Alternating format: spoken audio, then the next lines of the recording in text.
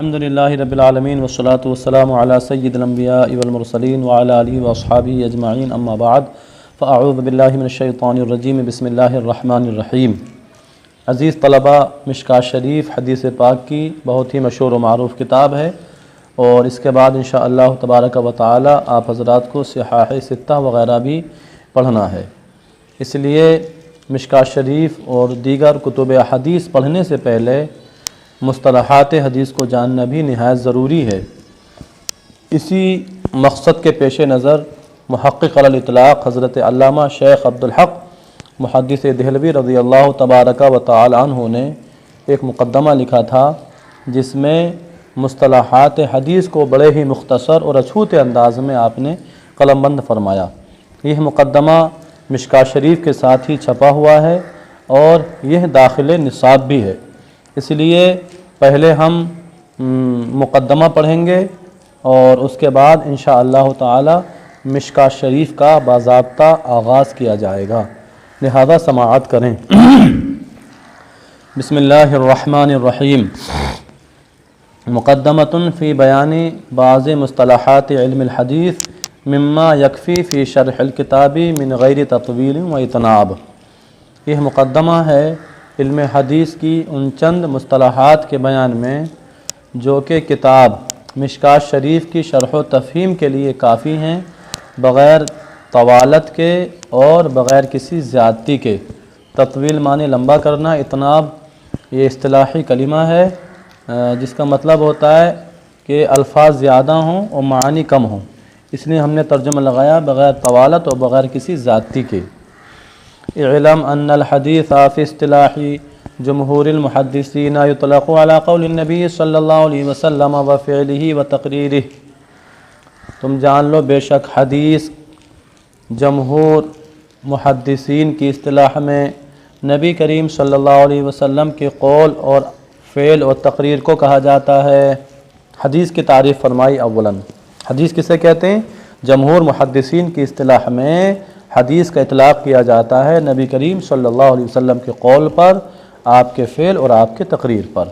قول تو عام جانتے ہی ہیں، سرکار کا فرمان قول، اور فعل سرکار کا کسی کام کو کرنا، اور تقریر کا مطلب کیا ہے اس کو خود ارشاد فرماتے ہیں۔ یاد رہے تقریر کا لغوی معنی ہے ثابت رکھنا یا ثابت کرنا۔ ومعنى التقریر انه فعل احد او قال شيئا في حضرته صلی اللہ علیہ وسلم۔ تقریر کا معنی یہ ہے کہ نبی کریم صلی اللہ تعالی علیہ وسلم کی بارگاہ میں کسی نے کوئی کام کیا یا کچھ کہا، ولم ينکرہ، اور حضور اقدس صلی اللہ علیہ وسلم نے اس کو منع نہیں فرمایا، اس کا انکار نہیں فرمایا، ولم ینہہ عن ذالک، اور نہ ہی سرکار دو عالم صلی اللہ علیہ وسلم نے اس سے منع فرمایا، بل سکتا، بلکہ آپ نے سکوت اختیار فرمایا، وقررہ، اور برقرار رکھا۔ یہ ہے تقریر کا معنی، یعنی سرکار دو عالم صلی اللہ علیہ وسلم کی بارگاہ میں سرکار کے سامنے کسی نے کوئی کام کیا یا کوئی بات کہی، حضور اقدس صلی اللہ علیہ وسلم نے نکیر نہیں فرمائی، اس سے انکار نہیں فرمایا اور نہ ہی منع فرمایا، بلکہ اس کو ثابت رکھا، آپ نے خاموشی اختیار کی، تو یہ ہے تقریر کا مطلب۔ وَكَذَلِكَ يُطْلَقُ عَلَى قَوْلِ الصَّحَابِي وَفِعْلِهِ وَتَقْرِيرِهِ۔ اسی طرح سے حدیث کا اطلاق کیا جاتا ہے صحابی کے قول اور فعل اور تقریر پر، یعنی صحابی کے قول اور فعل اور تقریر کو بھی حدیث کہا جاتا ہے جمہور محدثین کے نزدیک۔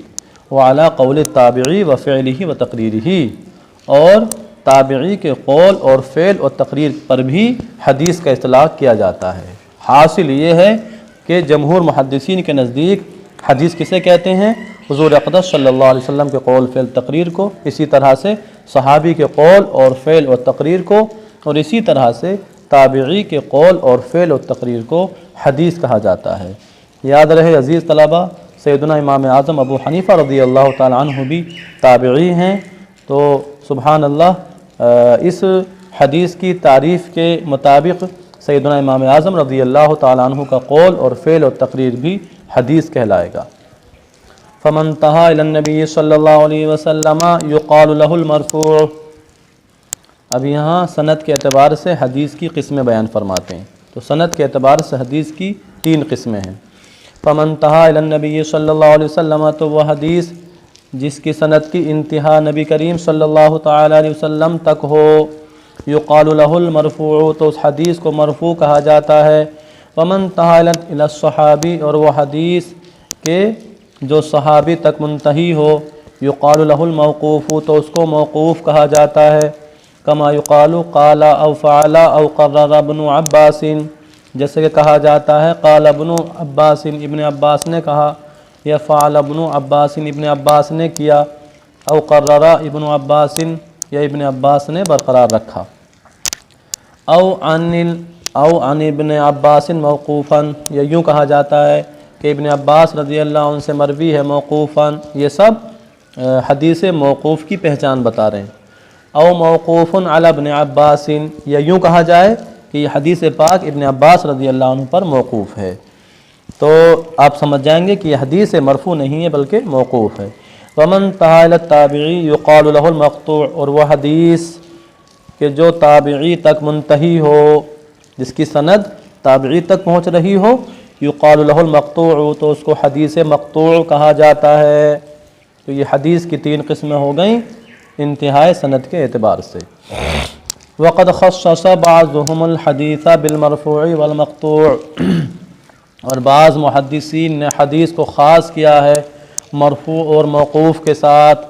بعض محدثین فرماتے ہیں جو حدیث مرفوع و موقوف ہے اسی کو حدیث کہا جائے گا، اور حدیث مقطوع کو حدیث نہیں کہتے۔ کیوں؟ فرماتے ہیں ذل مقطوع یقال لہ الاثر، اس لیے کہ حدیث مقطوع کہ اس کو اثر کہا جاتا ہے، اس کو اثر کہا جاتا ہے۔ وقد یطلق الاثر علی المرفوع ایضا، فرماتے ہیں اور کبھی کبھی اثر کا اطلاق مرفوع پر بھی کیا جاتا ہے۔ کبھی کبھی اثر کا اطلاق مرفوع پر بھی کیا جاتا ہے، یعنی حدیث مرفوع کو بھی اثر کہا جاتا ہے۔ اب اس پر دلائل کہ حدیث مرفوع کو اثر کہا جاتا ہے۔ کما یقال الادعیۃ الماثورۃ لما جاء من الادعیۃ عن النبی صلی اللہ علیہ وسلم، جیسے کہ کہا جاتا ہے ان دعاؤں کو جو معصور و منقول ہیں، جیسے کہ کہا جاتا ہے ادعیہ معصورہ،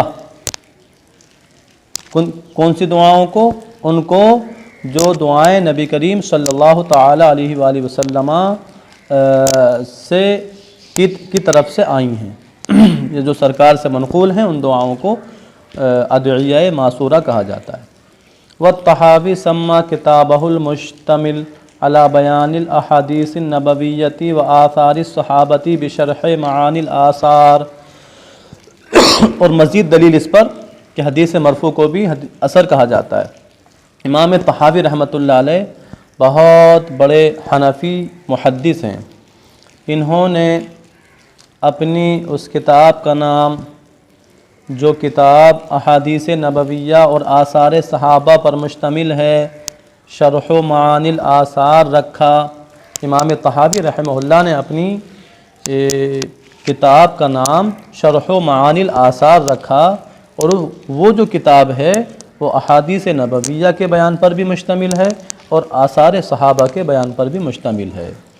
تو امام طحاوی رضی اللہ تعالیٰ عنہ کا شرح و معانی الآثار نام رکھنا، جبکہ اس کتاب کے اندر احادیثیں بھی ہیں اور آثار صحابہ بھی ہیں، اس بات کو بتا رہا ہے کہ حدیث مرفوع پر اثر کا اطلاق بھی کیا جاتا ہے۔ اور مزید وقال السخاوی ان للطبری کتابا مسمى بتہذیب الآثار، یہ طبرانی نہیں ہے، طبری ہے، کیونکہ امام طبری رضی اللہ عنہ کی کتاب ہے تہذیب الآثار۔ اور امام سخاوی رضی اللہ عنہ نے فرمایا بے شک امام طبری کی ایک کتاب ہے جس کا نام ہے تہذیب الآثار، مع انہ مخصوص بالمرفوع، باوجود کہ یہ کتاب خاص ہے حدیث مرفوع کے ساتھ۔ اس کتاب کے اندر انہوں نے اہتمام کیا اس بات کا کہ احادیث مرفوعہ ہی کو لایا جائے گا، پھر بھی نام رکھا تہذیب الآثار، تو معلوم پڑا کہ حدیث مرفوع کو بھی اثر کہا جاتا ہے۔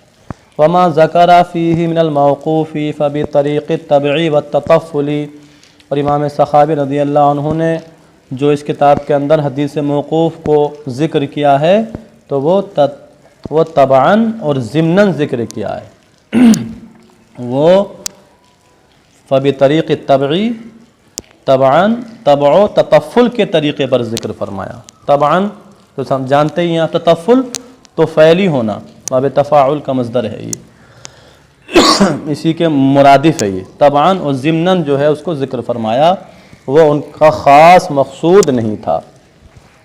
آگے سماعت کریں، والخبر والحدیث فی المشہور بمعنی واحد۔ خبر اور حدیث کے بارے میں ارشاد فرماتے ہیں، خبر اور حدیث مشہور مذہب کے مطابق ایک ہی معنی میں ہے۔ تو آپ نے پڑھا حدیث کسے کہتے ہیں؟ حضور اقدس صلی اللہ علیہ وسلم کے قول، فعل، تقریر کو، لہٰذا خبر بھی کس کو کہیں گے؟ آقا کریم علیہ الصلوۃ والسلام کے قول اور فعل، تقریر کو۔ خبر اور حدیث دونوں کے دونوں مشہور مذہب میں ایک ہی معنی میں ہیں۔ البتہ بعض محدثین نے فرق کیا ہے تو اس کو بیان فرماتے ہیں۔ وَبَعْضُهُمْ خَصُّ الْحَدِيثَ بِمَا جَاءَ عَنِ النَّبِيِّ صلی اللہ علیہ وسلم وَالصَّحَابَةِ وَالتَّابِعِينَ، اور بعض محدثین نے حدیث کو خاص کیا ہے ان چیزوں کے ساتھ جو نبی کریم صلی اللہ علیہ وسلم اور صحابہ کرام اور تابعین کی طرف سے آئیں۔ والخبر بما جاء عن اخبار الملوک والسلاطین والایام الماضیہ، اور بعض محدثین نے خبر کو خاص کیا ان چیزوں کے ساتھ جو بادشاہ و سلاطین کی خبروں سے متعلق ہوں اور جو گزشتہ ایام میں رونما ہونے والے حوادثات سے متعلق ہوں، ان کو کیا کہا ہے؟ خبر۔ اور جو سرکار دو عالم صلی اللہ علیہ وسلم سے جو چیزیں منقول ہیں اور صحابہ تابعین سے، ان کو حدیث کہا ہے۔ وَلِهَذَا يُقَالُ لِمَنْ يَشْتَغِلُ بِالسُّنَّةِ مُحَدِّثٌ، اسی وجہ سے اس شخص کو جو سنت میں مشغول ہو اس کو محدث کہا جاتا ہے۔ وَلِمَنْ يَشْتَغِلُ بِالتَّوَارِيخِ اخباری، اور وہ شخص جو تواریخ کے کام میں مشغول ہو اس کو اخباری کہا جاتا ہے۔ وَالرَّفْعُ قَدْ يَكُونُ صَرِيحًا وَقَدْ يَكُونُ حُكْمًا، یاد رہے ما قبل میں آپ نے حدیث مرفوع کی تعریف پڑھی۔ حدیث مرفوع کسے کہتے ہیں؟ جس کی سند کی انتہا حضور اقدس صلی اللہ تعالی علیہ وسلم تک ہو، وہ حدیث مرفوع کہلاتی ہے۔ اب حدیث مرفوع کبھی صریحی ہوتی ہے اور کبھی حکمی ہوتی ہے۔ ما قبل میں آپ نے پڑھا حدیث کس کا نام ہے؟ حضور کے قول، فعل، تقریر کا صلی اللہ علیہ وسلم۔ تو حدیث مرفوع جو ہے وہ کبھی قولی ہوگی، کبھی فعلی ہوگی اور کبھی تقریری ہوگی، اس کے ساتھ ساتھ کبھی صریحی ہوگی، کبھی حکمی ہوگی۔ تو اس طرح سے یہ کل 6 قسمیں بن گئیں۔ حدیث مرفوع قولی صریحی، حدیث مرفوع قولی حکمی، حدیث مرفوع فعلی صریحی، حدیث مرفوع فعلی حکمی، حدیث مرفوع تقریری صریحی اور حدیث مرفوع تقریری حکمی۔ اس مختصر عبارت میں ان سب کو توجہ کے ساتھ سماعت کریں۔ فرماتے ہیں والرفع قد یکون صریحا، اور رفع کبھی صریحی ہوتا ہے، یعنی حدیث مرفوع جو ہے کبھی صریح ہوتی ہے، وقد یکون حکما، اور کبھی حکمن ہوتی ہے۔ اما صریحا ففی القول، رہا صریحا تو قولی میں، یعنی حدیث مرفوع صریحی قولی۔ اس کی مثال کا قول صحابی، جیسے کہ صحابی کا کہنا سمعت رسول اللہ صلی اللہ علیہ وسلم یقول کذا، میں نے رسول اللہ صلی اللہ علیہ وسلم کو ایسا فرماتے ہوئے سنا۔ او کا قولہ او قول غیرہ، یا جیسے کہ صحابی کا فرمان یا صحابی کے غیر کا فرمان۔ قال رسول اللہ صلی اللہ علیہ وسلم، کہ رسول اللہ صلی اللہ علیہ وسلم نے فرمایا، یہ حدیث مرفوع قولی صریحی کی مثال ہے۔ او عن رسول اللہ صلی اللہ علیہ وسلم انہ قال کذا، یا یوں کہا جائے رسول اللہ صلی اللہ علیہ وسلم سے مروی ہے کہ بے شک سرکار نے یوں فرمایا، ایسا فرمایا۔ یہ سب حدیث مرفوع قولی صریحی کی مثالیں ہیں۔ جہاں بھی حدیث ان الفاظ میں آپ کے سامنے آئے تو آپ سمجھ جائیں گے کہ یہ حدیث مرفوع قولی صریحی ہے۔ کسی بھی کتاب کی حدیث پاک آپ کے سامنے اس طرح اگر آ رہی ہے تو۔ وفی الفعلی، اور حدیث مرفوع فعلی صریحی کا قول صحابی، جیسے کہ صحابی کا فرمان رأیت رسول اللہ صلی اللہ علیہ وسلم فعل کذا، میں نے رسول اللہ صلی اللہ علیہ وسلم کو ایسا کرتے ہوئے دیکھا۔ او عن رسول اللہ صلی اللہ علیہ وسلم انہ فعل کذا، یا رسول اللہ صلی اللہ علیہ وسلم سے مروی ہے کہ آپ نے ایسا کیا۔ او عن الصحابی او غیرہ مرفوعا، یا صحابی سے یا صحابی کے غیر سے مرفوعاً یہ حدیث مروی ہے، اور رفعہ انہ فعل کذا، یا یہ الفاظ بولیں رفعہ انہ فعل کذا، کہ مرفوعاً یہ حدیث مروی ہے کہ حضور اقدس صلی اللہ علیہ وسلم نے ایسا کیا۔ تو یہ سب مثالیں حدیث مرفوع فعلی صریحی کی ہیں۔ جب بھی آپ کسی بھی حدیث پاک کو پڑھیں اور اس طرح کے الفاظ سے وہ حدیث آپ کے سامنے آ رہی ہے تو سمجھ جائیے کہ حدیث مرفوع فعلی صریحی ہے۔ وفی تقریری، حدیث مرفوع تقریری صریحی، اس کی مثال ان یقول الصحابی او غیرہ فعل فلان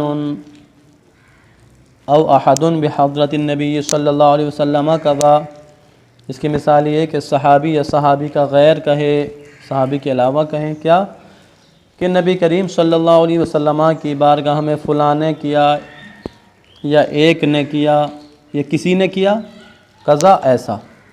صحابی یا صحابی کے علاوہ یہ کہیں کہ حضور اقدس صلی اللہ علیہ وسلم کی حضرت سرکار کے سامنے ایک اس فعل فلاں نے یا کسی نے ایسا کیا،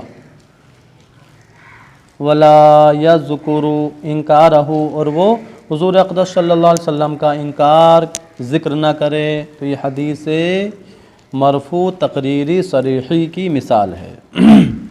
واما حکمن، اور رہا حکمن، یعنی اب تینوں قسمیں آپ نے پڑھی، حدیث مرفوع قولی صریحی، حدیث مرفوع فعلی صریحی، حدیث مرفوع تقریری صریحی، ان سب کی مثالیں آپ نے پڑھ لیں۔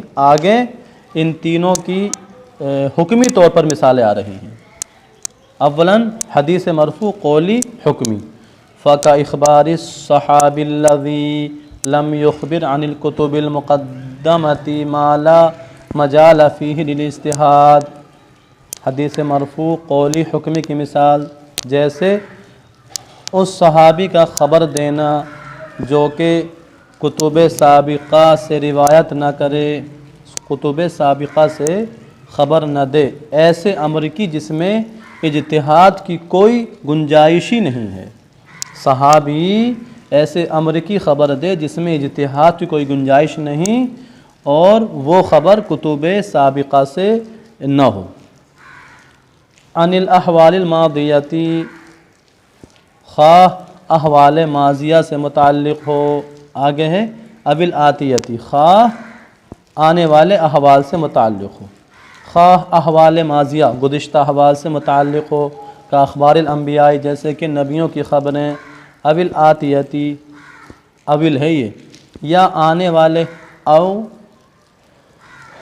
عن الاحوال الآتیہ اصل عبارت یہ تھی، یہ آنے والے احوال سے متعلق ہو، کالملاحم والفتن و احوال یوم القیامتی، ملاحم ملحمہ کی جمع، جیسے کہ جنگیں اور فتنے اور قیامت کے دن کی ہولناکیاں، او عن ترتب ثواب مخصوص او عقاب مخصوص علی فعل، یا کسی فعل پر مخصوص ثواب کے مرتب ہونے کے بارے میں، یا کسی فعل پر مخصوص سزا کے مرتب ہونے کے بارے میں خبر دیں کوئی صحابی۔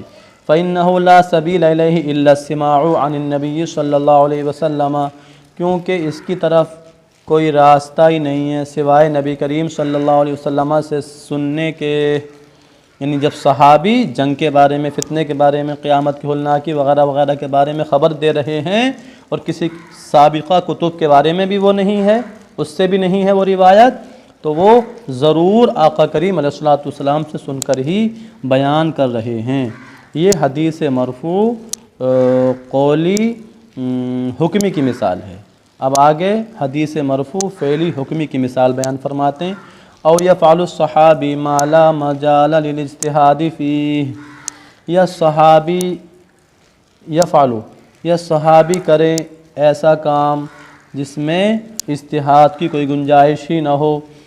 او یخبر الصحابی بانہم کانوا یفعلون کذا فی زمان النبی صلی اللہ علیہ وسلم، یا صحابی خبر دیں اس بات کی کہ لوگ حضور اقدس صلی اللہ علیہ وسلم کے ظاہری زمانے میں ایسا کرتے تھے، یہ خبر دیں۔ فرماتے ہیں لأن الظاہر اطلاعہ صلی اللہ علیہ وسلم علی ذالک، اس لیے کہ ظاہر ہے نبی کریم صلی اللہ علیہ وسلم کا اس پر مطلع ہونا، ونزول الوحی بھی، اور اس سے متعلق وحی کا نازل ہونا۔ ظاہر سی بات ہے صحابی کوئی کام کر رہے ہیں ایسا جس میں اجتہاد کی کوئی گنجائش ہی نہیں ہے۔ یہ صحابی بتا رہے ہیں کہ صحابہ نبی کریم علیہ السلام کی ظاہری حیات میں لوگ ایسا کرتے تھے۔ اب حضور اقدس صلی اللہ علیہ وسلم نے اس سے منع بھی نہیں فرمایا، آپ کا انکار بھی کہیں نہیں ہے، تو ظاہر سی بات ہے کہ ضرور آقا کریم علیہ السلام کو اس کام کے کیے جانے پر اطلاع بھی رہی اور اس سے متعلق وحی کا نزول بھی ہوا۔ تو یہ مثال ہے حدیث مرفوع فعلی حکمی کی۔ آگے حدیث مرفوع تقریری حکمی کی مثال، او یقولون ومن السنت کذا، یا کہیں من السنت کذا، سنت سے ایسا ہے، لأن الظاہر ان السنت سنت رسول اللہ صلی اللہ علیہ وسلم، اس لیے کہ ظاہر یہی ہے کہ بے شک سنت جو ہے وہ رسول اللہ صلی اللہ علیہ وسلم ہی کی سنت ہے۔ صحابہ یہ فرما رہے ہیں، یہ کہا جا رہا ہے من السنت کذا، یعنی یہ کام سنت سے ہے، تو یہ حدیث مرفوع تقریری حکمی کی مثال ہے۔ جب ایسا کہا جائے تو سمجھ جائیے آپ کی حدیث مرفوع تقریری حکمی ہے۔ لیکن بعض محدثین نے فرمایا کہ اگر من السنت قضا کے الفاظ کے ساتھ کوئی حدیث مروی ہے تو اس کو حدیث مرفوع تقریری حکمی نہیں کہا جائے گا، بلکہ اس میں تو احتمال ہے کہ یہ حدیث موقوف ہو، یعنی اس میں حدیث مرفوع ہونے کا بھی احتمال ہے اور حدیث موقوف بھی ہو سکتی ہے، اس کا بھی تو احتمال ہے، کیونکہ سنت کا اطلاق صحابہ اور خلفائے راشدین کی سنت پر بھی کیا جاتا ہے۔ یہ تو خود حدیث سے ثابت ہے، آقا کریم علیہ السلام نے ارشاد فرمایا علیکم بسنتی وسنت الخلفاء الراشدین المہدیین، وہی فرماتے ہیں وقال بعضهم انه يحتمل سنت الصحابۃ وسنت الخلفاء الراشدین، بعض محدثین نے فرمایا بے شک یہ جو ہے صحابہ کی سنت اور خلفائے راشدین کی سنت کا بھی احتمال رکھتا ہے، اس طرح کہنا۔ فإن السنت یطلق علیہ، کیونکہ سنت کا اطلاق صحابہ اور خلفائے راشدین کی سنت پر بھی کیا جاتا ہے، اس لیے اس میں یہ احتمال ہے کہ یہ حدیث مرفوع نہ ہو بلکہ موقوف ہو۔ یہاں تک ایک فصل ہو گئی، اور اس ایک فصل میں حضرت علامہ شیخ عبدالحق محدث دہلوی رضی اللہ تعالیٰ عنہ نے بڑے مختصر انداز میں حدیث کی تعریف اور اقسام وغیرہ کو بیان فرمایا۔ اس کو اچھی طرح سمجھ لیں، ذہن نشی کر لیں۔ وما علینا الا البلاغ۔